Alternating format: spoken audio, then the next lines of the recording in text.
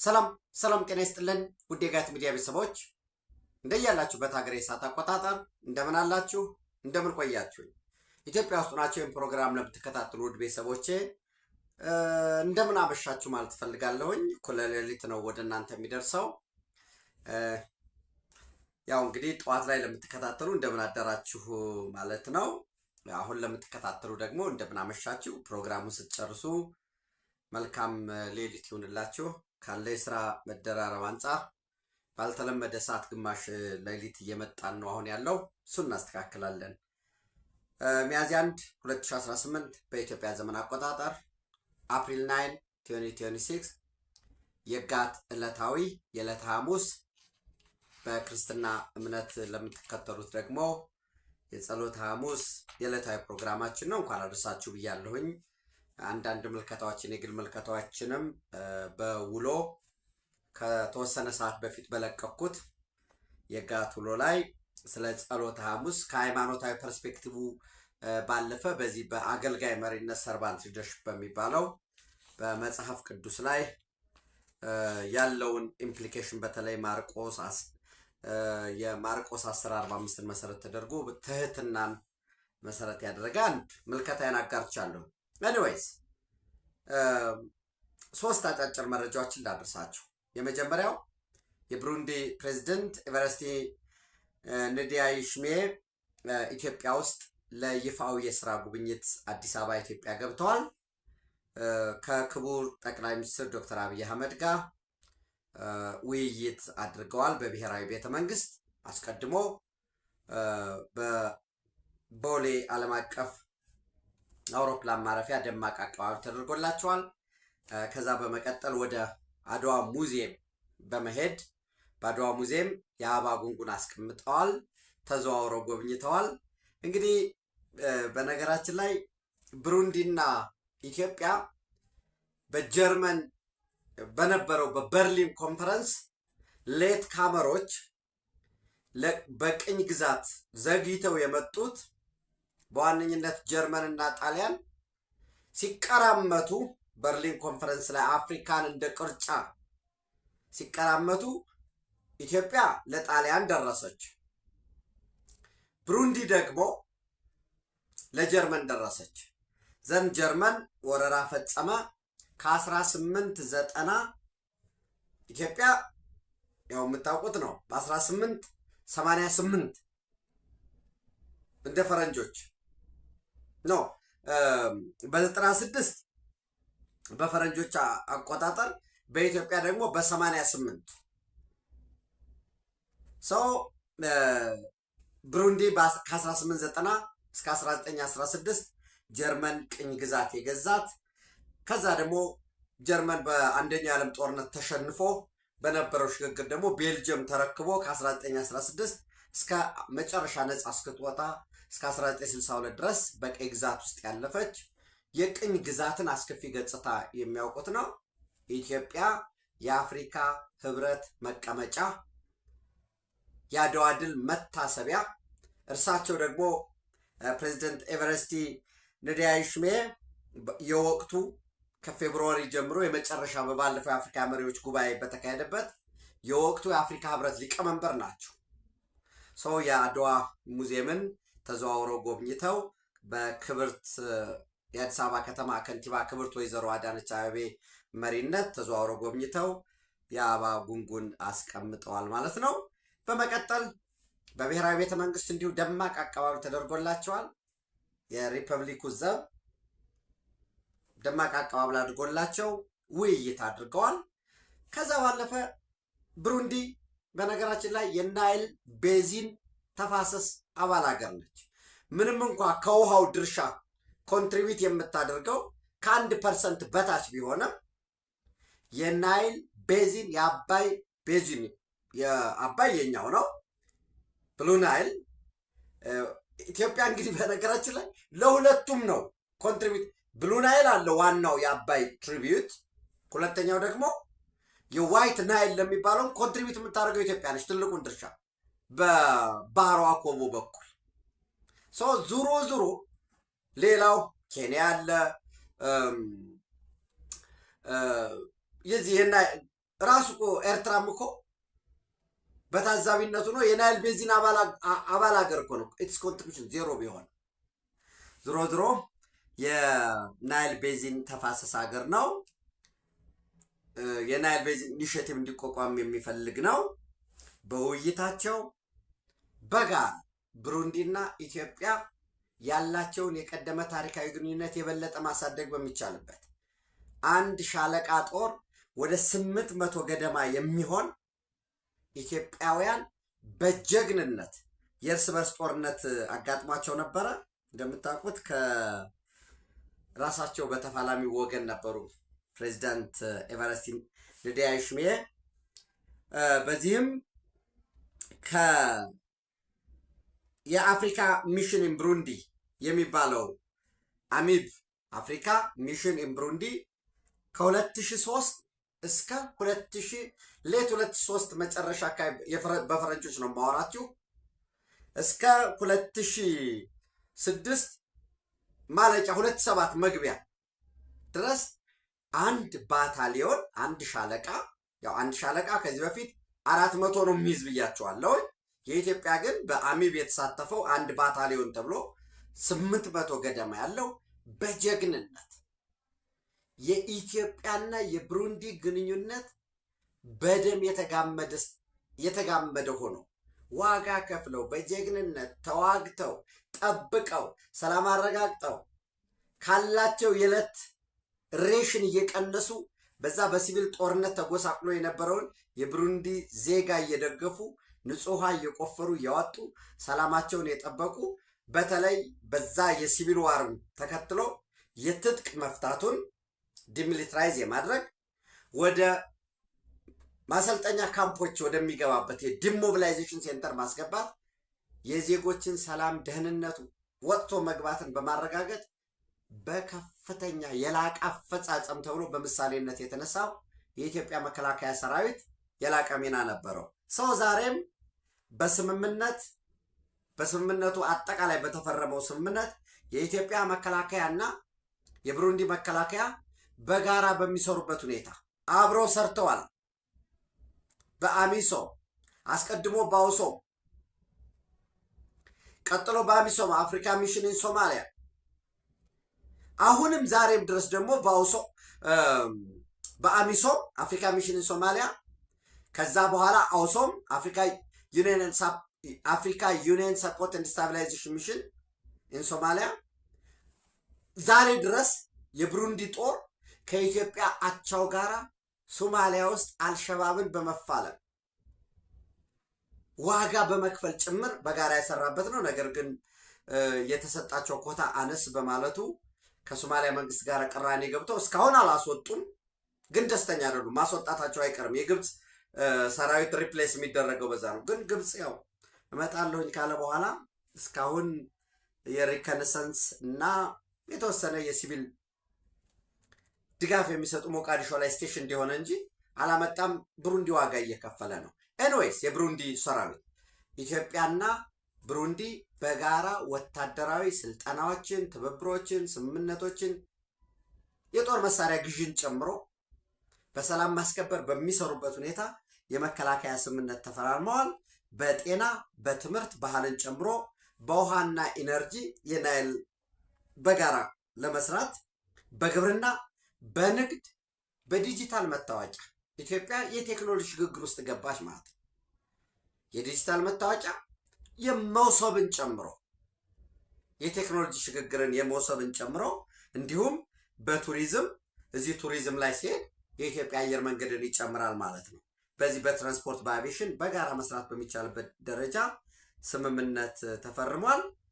እንደምታውቁት ብሩንዲ ላንድ ሎክድ ነው፣ የሲ አክሰስ የለውም። ግን የታንጋኒካ ሐይቅ ስላለ ስፔሻል የሆነ እዛ ላይ ቅኝት የሚሰራ የተወሰነ ታንጋኒካ ጥበቃ የማድረግና ፈጥኖ የዕለት ደራሾችንም ክትባትን የሚያደርስ ስፔሻል ኔቪ ፎርስ አላቸው።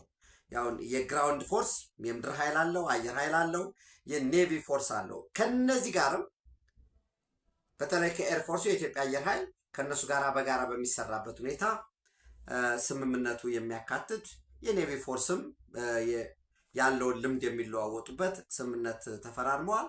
በግብርና ሁለቱም ሀገራት ቡና ኤክስፖርት ያደርጋሉ። ብሩንዲ ቡና ኤክስፖርት ያደርጋል። የማዕድን አሁን ሌትሊ ወርቅ ኤክስፖርት ያደርጋሉ። ያው እንግዲህ ብሩንዲ ከዲአርሲ ጋር በተያያዘ ብሩንዲ፣ ዲሞክራቲክ ሪፐብሊክ ኦፍ ኮንጎ እና ሩዋንዳ እዛ ማርች 23 ሩዋንዳ ይደግፈዋል። ብሩንዲም የራሱ ኢንተረስት አለው። ከዛ ማይኒንግ ያመጣሉ። ብዙ አይነት አተካራዎች አሉ።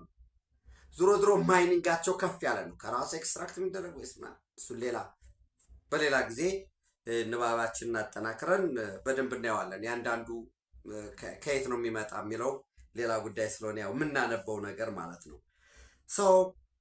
በዚህ ረገድ በጋራ የሚሰሩበት በተለይ የናይልን ጉዳይ የናይል ተፋሰስን ጉዳይ በጋራ የሚሰሩበት፣ ኢትዮጵያ ደግሞ የቀይ ባህር ህጋዊ ጥያቄ አላት። የህጋዊ ጥያቄዋ በትክክል ተቀባይነት ዓለም አቀፍ ተቀባይነት አግኝቶ ወደ ድርድር ውስጥ ተገብቷል። ጃፓን ትናንት ተከታትላችኋል በተለያየ ሚዲያ። የጃፓን ህዝብና መንግስት የኢትዮጵያን የባህር በር ህጋዊ የባህር በር ጥያቄ በሰላማዊ መንገድ ነው ተዋግታችሁ አምጡ ስለማይባል ማለት ነው እንደግፋለን የሚል የተቀመጣል። የፈረንሳይ ድጋፍ አለ፣ የጣሊያን ድጋፍ አለ፣ የቻይና ድጋፍ አለ፣ የሩሲያ ድጋፍ አለ። ራሱ ሳውዲ አረቢያ በሰላም በመነጋገር ሳውዲዎች ኮመርሻል ፐርፐዝ በሚለው ስቲክ እንዳረጉ ነው ያሉት።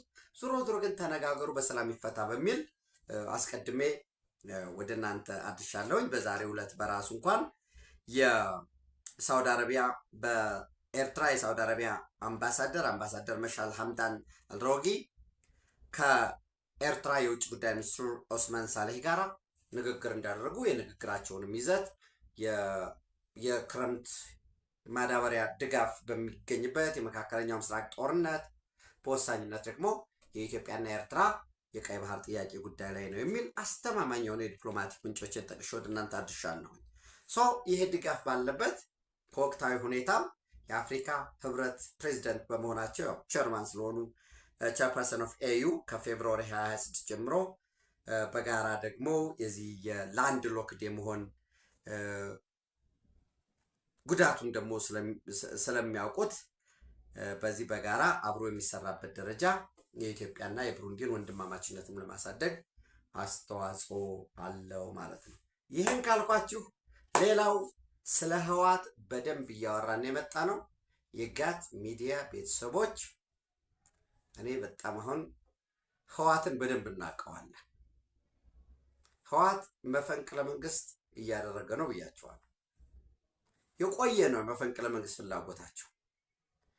ነገር ግን አሁን አንደኛው ክንፍ በሰላም ጥያቄዎችን መፍታት ፈልጋለሁኝ የሚላል።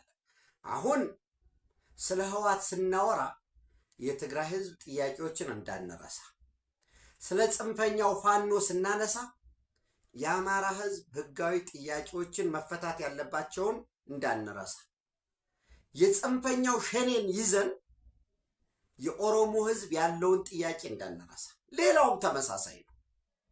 በአጭር በመካከለኛ በረዥም ጊዜ የሚፈታ የህዝቦች ጥያቄ አለ። አንድ የህዝቦች ፍላጎት የልማትም የብልጽግና ፍላጎትም ማለቂያ የለውም። ፈጣን መንገድ የሰራህለት ህዝብ ወይ ድልድይ የሰራህለት ህዝብ መልሶ ሌላ ጥያቄ ይጠይቃል። ዲማንዲንግ ሶሳይቲ ነው። ለአንድ ሀገር እድገትም የሚያስፈልገው እሱ ነው። ኃይል ስታቀርብለት የቀረበው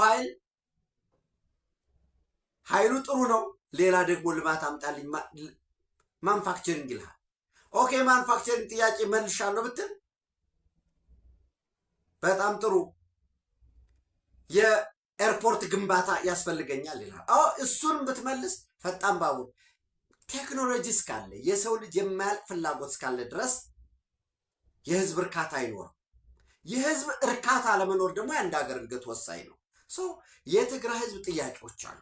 እነዚያ ጥያቄዎች በምን ሞዳሊቲ ይፈታሉ ካልሆነ በቀር ጥያቄ አለው። አንድ የትግራይ ህዝብ ጥያቄ ለ6 ተከታታይ ዓመታት በኬንዳ ውስጥ ያሉ ተፈናቃዮች አሉ፣ ይመለሱ የሚል ነው።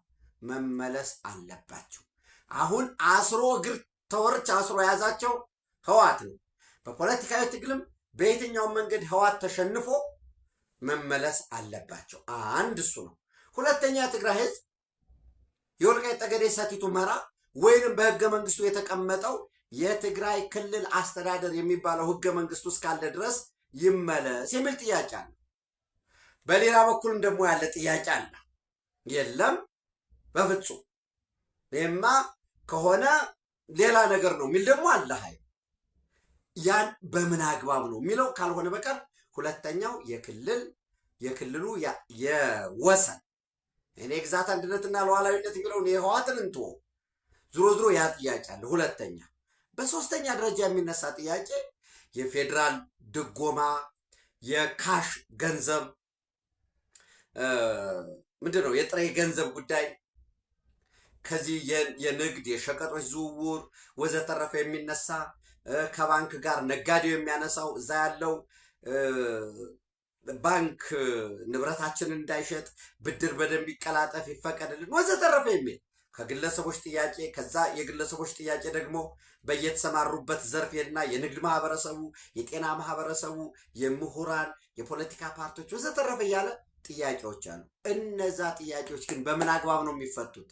በመነጋገር በመመካከር ሰጥቶ በመቀበል ከሌሎች ጋራ በመምከር በመዘከር ነው። በጦርነት የሚፈታ ችግር አለ ወይ? የለም። ለምሳሌ አስቀድሞ ወልቃይት ጠገዴ ሰቲት ሁመራ በህወሓት ቁጥጥር ውስጥ ነው የነበረው። ጦርነት ተነሳ። ያ ጦርነት ምንን አመጣ? ወይ እሱ አሁን በዘላቂነት ያጡታል። የዜጎች የትኛውም ኢትዮጵያ ውስጥ ያለው በአራቱ ማዕዘን የኢትዮጵያ ዜጎች ንብረት ነው። አስተዳደር ወሰንን በተመለከተ ግን ሌላ ሊሆን ይችላል። እሱ መነጋገር መመካከር ያስፈልጋል። በጦርነት የሚፈታ ችግር የለም። ጦርነት ሌላ ተጨማሪ ችግር ነው የሚያመጣው። የችግሩን መፍቻ የሚያወሳስብ ቁልፉን የሚያጠፋ ነው የሚሆነው። ነገር ግን እዚህ ላይ ህወሓት ሁልጊዜ የችግሩ መፍቻ ምንጩ የመኖር መሰረቱ አብዮታዊ ዲሞክራሲ ነው። የችግሩ መፍቻ አብዮታዊ ዲሞክራሲ ነው። ሁሉም ነገር ማሰብ በአብዮታዊ ዲሞክራሲ ነው ብሎ ነው የሚያስበው። ምንድን ነው አብዮታዊ ዲሞክራሲ? ሌላ አይደለም። እኛና እነሱ ዲሞክራቲክ ሴንትራሊዝም፣ ሁሉንም ነገር መቆጣጠር፣ ጣልቃ ገብነት፣ የመንግስት ስልጣን ካልያዝክ የፌዴራል መንግስት ስልጣን ካልያዝክ በስልጣን አትቀጥልም ብሎ የፌዴራል መንግስትን ስልጣን ስለመያዝ ሪሶርስ ስለማከፋፈል ሬሽን ስለማድረግ ህወሓት በትግራይ ህዝብ ስም ይደራጅ የትግራይ ህዝብን ታግሎ አታግሎ ደሙን አፍስሶ አጥንቱን ከስክሶ ዋጋ አስከፍሎ ለፌዴራል መንግስት ስልጣን ይብቃ እንጂ የትግራይ ህዝብን ተመልሶ ወዶ አይቶት አያውቅም። ስለማያውቅ እንዴት አድርጌ ነው የትግራይ ህዝብ የፖለቲካል ኢኮኖሚ ጉዳይ እንዴት ነው የሚታሰብ ወዘተረፈ የሚለውን አያውቅም። ከትግራይ ህዝብ ጋርም ተራርቆ ነው የኖረው። መመለስ 4 ኪሎ ዳግም ስለመመለስ ያስባሉ። ያንን ለማድረግ አንድም ሁለትም ሆኖ የሚደራጅ ወሬም የሚያወራ ከተገኘ እተኩሳለሁም የሚል ከተገኘ ሪሶርስ እያወጣ እየመዘበረ ማስታጠቅ ለማሸበር የተዘጋጀ ኃይል ነው። ያ ኃይል ጦርነት አነሳ። በጦርነት መሰረት ህጋዊና አሰራሩን በሙሉ ህገ መንግስታዊ ስርዓቱን ናደው። ዞሮ የፕሪቶሪያ ስምምነት ተፈረመ። የፕሪቶሪያ ስምምነት መፈረም ነበረበት ወይ? ወይንስ መጨረሻ መቀሌን የከበበው የኢትዮጵያ ሰራዊት መጨረስ ነበረበት ወይ? ያ ሌላ ዲስኮርስ ነው። ኦልሬዲ የፕሪቶሪያ ስምምነት ተፈርሟል። ያ የፕሪቶሪያ ስምምነት የፈረሰው ፈርሷል። የፌዴራል መንግስት አፍርሶታል። እንግዲህ አስቡ፣ መከላከያ ይገባም ይሉሃል። ከሻቢያ ጋር አብረው ይሰራሉ። አሁን በባለፈው በ21 እንኳን አስተማማኝ መረጃ ነው 11 ነው ዶክተር ደብረጽዮን፣ ፈትለወርቅ ገብረ እግዚአብሔር፣ ዶክተር አብርሃም ተከስተ 11 ሰዎቹ ነው አስመራ ሄደው ያንን ተልኮ ተቀብለው መጣው ነው። በነገራችን ላይ የነዚህ ሰዎች ናቸው እንጂ አሁንም እየረበሹ ያሉት ህወሓት ራሱ እንደ ጽህፈት ቤት በጽህፈት ቤቱ ነው። ፈትለወርቅ እና ደብረጽዮን ናቸው ሊቀመንበሩ፣ ምክትል ሊቀመንበሩ አማኑኤል አሰፋ እና እነ ፈትለወርቅ ይሄ ከሚሊተሪውም የጀነራል ኃይለስላሴ ግርማ አሁን አዲስ ያመጡትን ወዲም ቤቴን፣ ሜጀር ጀነራል ብርሃነ ነጋሽ፣ ወዲ መድህንን፣ ምናልባት ታዲስ ወረደ ሊተካ ይችላል፣ ጀነራል ምግብ ኃይል፣ እነዚህ ናቸው እየረበሹ ያሉት። ህወሓት ህገ ወጥ ተሰርዟል ከብሔራዊ ምርጫ ቦርድ። አሁን ምን አለ? የሌፍትናንት ጀነራል ታደሰ ወረደ የፕሬዝዳንትነት ስልጣን ለ1 ዓመት መራዘሙን እንደ ማንኛውም አካል ነው የሰማሁት በሚዲያ በትናንትናው ዕለት። እኔ እኮ የፕሪቶሪያ የሰላም ስምምነት ተፈራራሚ ነኝ እና የፕሪቶሪያ የሰላም ስምምነት እንደምታውቁት አንቀጽ 10 የሽግግር እርምጃዎች ወይንም ትራንዚሽናል ሜዥር የሚላለው ሜዥርስ እና within a week of the implementation of Article 7.2c and until elections for the Regional Council and the House of People's Representatives are held under the supervision of the Ethiopian National Election Board, the establishment of an inclusive interim regional administration will be settled through political dialogue between the parties. ምንድነው የሚለው? The establishment of an inclusive interim regional administration ምንድነው? ስለ ፕሬዝዳንቱ በዚህ 1 ዓመት ይሆናል ወይ ወዘተረፈ የሚለው እኮ እነሱ አሁን በጋራ በመሆን አንቀጽ 11 ነው የምትነሳ ነገር አላነሷትም። የፕሪቶሪያ ስምምነት በጋራ በመምከር ይላል አንቀጽ 11 ነችችን ይዩት የሚል ግን የጋራ የሽግግር መንግስቱ የሚመሰረተው ሁለቱ በጋራ ሆነው ነው ይላል። አዎ በጋራ ሆነውማ ተመሰረተ። መቼ? ወዲያውኑ የፕሪቶሪያ ስምምነት እንደተተገበረ። እዚያ ውስጥ ግን ይሄ የፕሪቶሪያ ስምምነት ግን ፕሬዝዳንቱ ጠቅላይ ሚኒስትሩ ነው የሚሾመው። ፕሬዝዳንቱ ተጠሪነቱ ለጠቅላይ ሚኒስትሩ ነው። የፕሬዝዳንቱ የስልጣን ዘመን 1 ዓመት ነው። 1 ዓመት ሲያልቅ እንደ አስፈላጊነቱ አፈጻጸሙን መሰረት አድርጎ ይራዘምለታል ወዘተረፈ የሚላለው ፕሪቶሪያ የለም። ፕሪቶሪያ የሚለው እደግመዋለሁ አሁንም within a week of the implementation of Article 7.2c and until elections for the Regional Council የህጋዊ የሆነው የክልል ምክር ቤት ምርጫ እና የህዝብ ተወካዮች ምክር ቤት ምርጫ በማን ታዛቢነት? በኢትዮጵያ ብሔራዊ ምርጫ ቦርድ። ያ ከዚህ በፊት ተደርጎ የነበረው ምርጫስ የኢትዮጵያ ብሔራዊ ምርጫ ቦርድ ያልታዘበው ህገወጥ የሆነ እንዳልተደረገ የሚቆጠር ተቀባይነት የሌለው ውድቅ ነው ተብሎ ታውጇል። አንድ ራሱ ለግጭቱ ሄዶ ጥቅምት 24 ላይ በሰሜን እዝ ላይ ጥቃት ሲፈጽሙ የበለጠ ስፓርክ አድርጎ እሳቱ እንደድ እንጂ ግጭቱ ይምጣ እንጂ ከዛ በፊት ሲጠራቀም የነበረው አንዱ የህገወጥ ጥሰት ነው። ሰው ምን እያሉ ነው አሁን እነሱ እየቀሰቀሱ ያሉት? የወረዳ ምክር ቤቶችን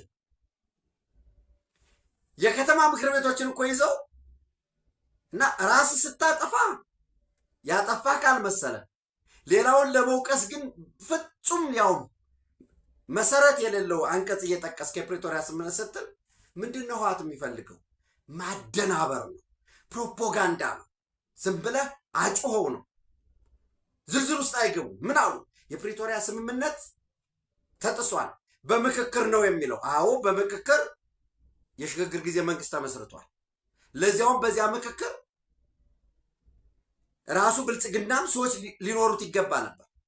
ህወሓትም ሰዎች ሊኖሩ ይገባ ነበር። ሌሎችም ሰው ሊኖሩ ይገባ ነበር። ተፎካካሪ ፓርቲዎች ግን ብልጽግና ተወለት። መተው ትክክል ነው አይደለም እያወራ ነው የመጣ ነው። ሰው ምን አሉ?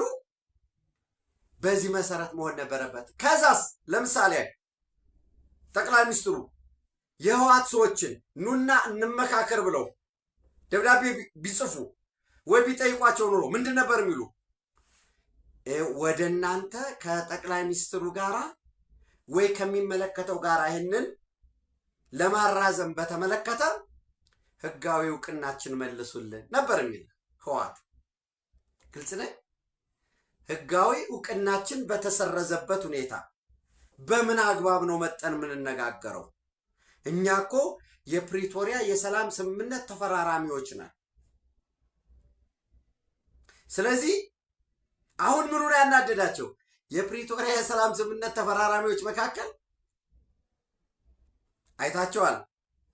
አቶ ጌታቸው ረዳ አሉ።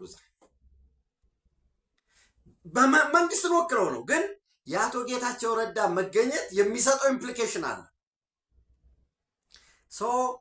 ብጠራቸው ኑሮ አይመጡም፣ እውቅና ስጡን ይላሉ። አንድ ሲቀሩም ደግሞ እኛ አልተወከልንም ይላል። ምንድን ነው ዓላማው? ተለላኪዎች ናቸው። አዛዡ ማን ነው? ሻዕቢያ። ሻዕቢያን የሚያዝዘው ማን ነው? ግብፅ። ግብፅ ምንድን ነው ፍላጎቱ? ኢትዮጵያ በማያባራ ግጭት ውስጥ ተወጥራ በዕለት በዕለት ህወሓት እንዲህ አለ፣ ሻዕቢያ እንዲህ አለ ምናምን እያልን እያመሰኳን እያመነዠክን ያንን የወዳደቀ ጠጋግ ነው። በዚያ 1917 እነ ሌኒን የድሃ ሀገራት ፕራይመሪ ኢኮኖሚ ላይ ግብርና ላይ የተመሰረተ ሀገራት እንዴት ወደ ሶሻሊዝም ይሄዱ ሲባል አይ ለጊዜው የፖለቲካል ኢኮኖሚውን ስልጣኑ በተማከለ ፓርቲ የሚያዝ ኢኮኖሚው ግን አካታች የሆነ መንግስትም ባለሀብቱም የሚሰራበት ለካፒታል ምስረታ ለካፒታሊዝም ለተወሰነ ካፒታሊዝም ተፈቅዶ ሀብት ከተፈጠረ በኋላ እሱን መንግስት ወርሶ ወደ ሶሻሊዝም እንሸጋግራለን የሚል ይህ ከዚህም የተስፋፋ የተዳቀለ አብዮታዊ ዲሞክራሲ ገና የለም። አሁን አብዮታዊ ዲሞክራሲ የሚባል በዓለም የለም። ያንን ሰብስቦ የመጣውን ይህንን እያወራ እንድንቀጥል ነው የፈለጉ። መፈንቅለ መንግስት ሊያደርጉ ነው ወይ? አድርገዋል። በነገራችን ላይ ለማድረጋቸው በትናንትናው ዕለት የትግራይ ካውንስል የሚባል አለ። በደንብ እሱን ሁልጊዜ እንዳትረሱ። የትግራይ ኮማንድ ፖስት ወይም ስትራቴጂክ ሊደርሽፕ ነው ተብሎ ከህወሓት 3 ሰው ዶክተር ደብረጽዮን ገብረ ሚካኤል፣ ዶክተር አብርሃም ተከስተ፣ ፈትለወርቅ ገብረእግዚአብሔር እነዚህ 3 ሰው ከታጣቂው በሚልስ ጀነራል ምግበይ ኃይለ፣ ጀነራል ዮሐንስ ወልደ ጊዮርጊስ ጆን መዲድ፣ ጀነራል ኃይለ ስላሴ ግርማይ 6 ከላይ 3 የ3 ከጊዜያዊ አስተዳደርስ ጀነራል ሌፍትናንት ጀነራል ታደሰ ወረደ የጊዜያዊ አስተዳደሩ ፕሬዝዳንት፣ በዚህ ደግሞ በካውንስሉ ምክትል ሰብሳቢ። ዋናው ሰብሳቢ ማን ነው? ደብረጽዮን።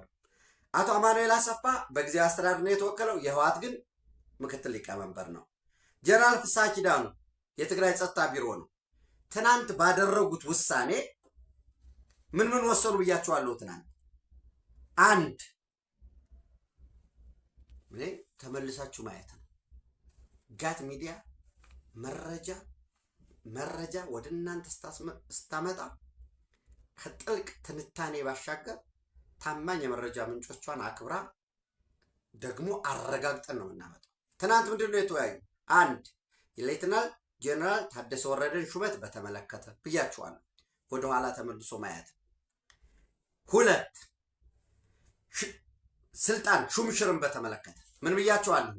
የደቡብ ትግራይ ዞን፣ የደቡብ ምስራቅ ዞን፣ የመቀሌ ከተማ፣ የምስራቅ ትግራይ ዞን፣ የሰሜን ምዕራብ ዞን፣ የምዕራብ ትግራይ ዞን በሙሉ አመራሮች እንዲተኩ፣ የማይተካ የማዕከላዊ ትግራይ ዞን አስተዳዳሪ የሆኑ ሽሻይ ግርማይ ብቻ ሲቀር የደቡብ ትግራይ ዞን ዝናቡ ገብረመድህን በማን እንደሚተካ ሁሉ ወስነዋል። የደቡብ ምስራቅ ትግራይ ዞን ለምሳሌ ካላሊ ሀጋዚ እሱ ተነስቶ በታደለ ዓለም እንደሚተካ፣ የመቀሌ ከተማ ከንቲባ ዶክተር ረዳይ በርሃ ነው። ረዳይ በርሃ ተነስቶ ኃይለ አረጋዊ፣ የምስራቅ ትግራይ ዞን እንዲሁ። እነዚህ ደግሞ የመህታ አስተባባሪ የዘመቻ አስተባባሪ ተብለው የነበሩት በየዞን ደረጃ ይህን እንዲይዙ ምን እያደረጉ ነው? ታስታውሱ ከነበረ ከዚህ በፊት አቶ ጌታቸው ረዳን ከስልጣን ሲያነሱት ኮርና ከኮር በላይ የሚባል መጀመሪያ ጉባኤ ያደረጉ 14ኛ ጉባኤ አቶ ጌታቸው ረዳን ጨምሮ በእሳቸው ውስጥ ያለው ሳይሳተፍ ቀረ። ሳይሳተፍ የቀረው ህገወጥ ነው አሉ። ከዛ ወሰዱና የተወሰዱት ጦሩ ላይ ወይም ታጣቂው ላይ አስወሰኑ። ምን ብለው? የህወሓት መደበኛ ጉባኤ የወሰነውን እንደግፋለን ከሱ ጎንነን የሚል ውሳኔ አስወሰኑ።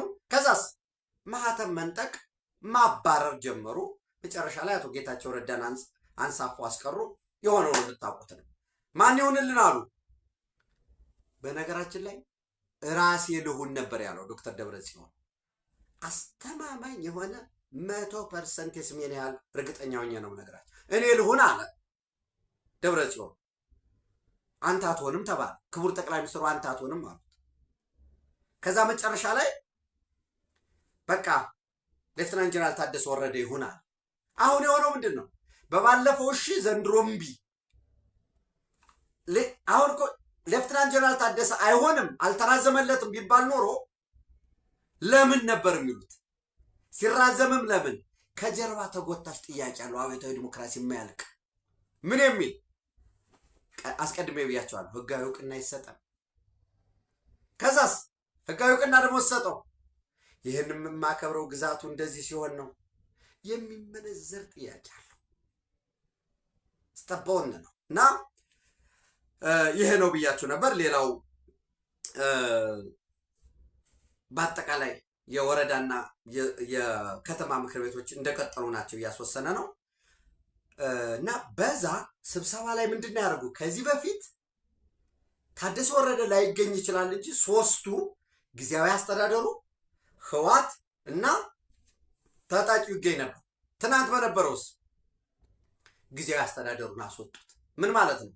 እውቅና ነፍገንሃል ማለት ነው። ትናንት በነበረው ስብሰባ ዛሬም ስብሰባ ነበራቸው ሐውልቲ። ዛሬም ጊዜያዊ አስተዳደሩ አልተገኘም ማለት አቶ አማኑኤል አብሮ ነው ያለው። ውክልና ነው፣ ሲምቦሊክ ነው። እንዳትገኝ ነው እንጂ አብሮ ነው የሚያረቀው። ምክንያቱም የህወሓት ምክትል ሊቀመንበር ስለሆነ። ከዛስ ጀነራል ታደሰን ያው አንቀበልህም ነው። የትግራይ ክልል የጸጥታ ቢሮ ኃላፊ የሆነው ጀነራል ፍስሐ ኪዳኑ አብሮ የነበረ ነው። እሱንም አላካተቱትም። አስቀድሜ በውሎ ፕሮግራም ወደ እናንተ እንዳደረስኩትም ነባር እያሉ መዘገብ ጀመሩ። የህወሓት ሰዎች ነባር ፕሬዚዳንት ትግራይ ግምት ጊዜያዊ ምህዳር ትግራይ እያሉ ሰው እንግዲህ ምናልባት የሆነ ቀን የግድ ነገ ምናምን ልላቸው አልችልም፣ ግን የሆነ ቀን ሌፍትናንት ጀነራል ታደሰ ወረደ ከስልጣን አንስተናቸዋል የሚል ዜና ሊያስነግሩ ይችላሉ። ለትግራይ ህዝብ ነው እንጂ እንግዲህ ምናልባት ነገ በእንግሊዝኛ ደግሞ ለፕሪቶሪያ አደራዳሪዎች የሚሆን በእንግሊዝኛ ሊበትኑ ይችሉ ይሆናል።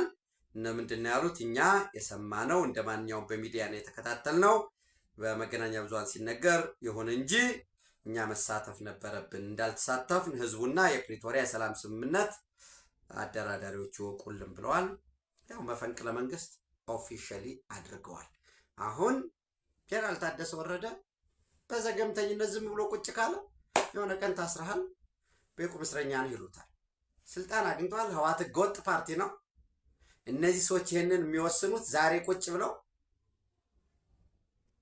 ከሻዕቢያ የፖለቲካና የደህንነት የሚሊታሪ ሰዎች ጋር ውይይት ነበራቸው። ዛሬ ማምሻው ቀን እሱ የመብራት የህዝቦች ጥያቄ የሰሜን ምዕራብ ዞንን የመብራት ጥያቄ ወዘተረፈ ለመመለስ የትግራይ ሪጅንን የመብራት ኃይልን ይዞ እየተወያየ እነሱ ሐውልቲ ህወሓት ጽሕፈት ቤት ከነማን ጋር ሲወያዩ እንደነበረ ያውቃል። እሱ ዝም ብሎ እስቲ ቆይ ጊዜ ልስጠው ምናምን እየተባለ ያን የሚቆይ ከሆነ ያውቃል። አሁን ከኔ በላይ እሱ ያውቃል። አብሯቸውን የኖረ ከወጣትነቱ ጀምሮ ከደደቢት ጀምሮ አብሯቸው ነው የመጣ። ያውቃል፣ ይተዋወቃሉ። ያን ካላረገ ሻዕቢያም ዛለ የሚያስፈልግ ከሆነ ድጋፍ የፌዴራል መንግስቱም ሊደግፈው ስለሚችል እሱም ማድረግ ይጠበቅበታል። ሌላው እንግዲህ መካከለኛው ምስራቅ ነው። ድርድሮች እየተካሄዱ ነው። በነገራችን ላይ በአሜሪካና በኢራን መካከል የአውሮፓ ሀገራትን ጨምሮ ሁሉም ሀገራት እስራኤል በሊባኖስ ላይ የምትወስደውን ጥቃት እንድታቆምና ወደ ድርድር እንዲከፈት ጥያቄ ማቅረባቸውን ተከትሎ እስራኤል ለመደራደር ፍላጎት እንዳላት ተገልጿል። አይ ቲንክ በሊባኖስ ላይ የሚወሰደውም ጥቃት ጋብ የሚል ይመስለኛል ነው ያልኩት። ነገር ግን ጥያቄዎች እየቀረቡ ነው። ለምሳሌ ፍራንስ 24 ማምሻውን ይዞት የወጣ ዘገባ ምን ይላል? Israel's Prime Minister Benjamin Netanyahu said that he has given an instruction for Israel to begin peace talks with Lebanon that would also include the disarming of Hezbollah. የሂዝቦላን ኦፍኮርስ ይሄ ዲስአርም ለማድረግ ወዘተረፈ ተስማምተዋል። ነገር ግን የሊባኖስ ጠቅላይ ሚኒስትር ስልክ ደውለው ነበር። የሊባኖስ መሪ በቀጣይ ሳምንትም ወደ ዋሽንግተን እንደሚያቀኑ ይጠበቃል። ማምሻውን አንዳንድ እየወጡ ያሉ መረጃዎች ሳውዲ ላይ ጥቃት ተፈጽሟል የሚል እየወጡ ያሉ መረጃዎች አሉ። ያው ኢንተረስት ያለው ግሩፕ ስላለ የሰላም ስምምነቱ እንዳይቀጥል የተለያዩ መረጃዎች ሊወጡ ይችላሉ። እሱን ትራያንጉሌት እናደርገዋለን። አጠቃላይ ማውራት፣ መነጋገር፣ መምከር የነበረብን በቀጠናዊ ጉዳይ፣ በልማት ጉዳዮች፣ በዓለም አቀፍ ጉዳይ ልውውጥ ላይ ኢትዮጵያ መብቷን፣ ጥቅሟን፣ ፍላጎቷን ለማስጠበቅ ምን ማድረግ የሚል እንዲሁ ሀሳብ መወያየት የነበረብን እሱ ነው የነበረው። ግን ሙት ይዞ ይሞታል እንዲባል ህወሓት የመጨረሻ እየሞተ ነው። እነዚህ ሰዎች ደብረ ጽዮን፣ አብርሃም ተከስተ፣ ፈትለወርቅ፣ ምግበይ፣ እነዚህን ወዲም በይተይ ምናምን ወዘተረፈ የሚባሉ ሰዎች ማለት እየሞቱ ነው ያሉት። ግን ሲሞቱ ህዝባችንን ይዘው ባይሞቱ ጥሩ ነበር። ኢትዮጵያ በክብር ለዘላለም ትኑር። ተጨማሪ መረጃና ማስረጃዎችን አጠናቅረን ነገ በውሎ በዕለታዊ ወደ እናንተ እንመለሳለን። ሰዓታችንን ለማስተካከል ሙከራ እናደርጋለን። ታንኪዩ